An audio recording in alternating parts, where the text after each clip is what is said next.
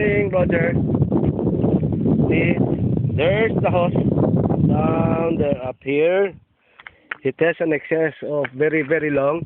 Now, while we are not putting the tube yet, I brought in an elbow that I will put here so that the hose will not get torn temporarily while we make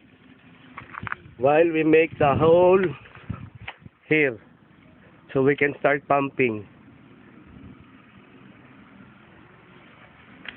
So I made them some markers here. That's 2 meters and 1 meter. Okay. 1 meter, 2 meters. I put an elbow. It's a 4-inch elbow, Roger. I got from the house. I put it temporarily here while we're pumping so that the hose will not get torn.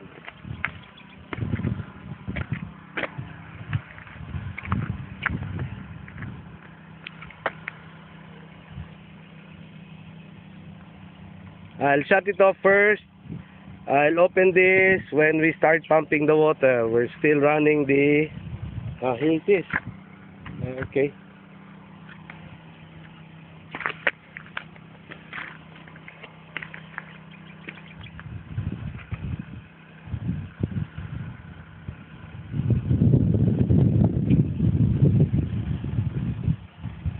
I will save some file.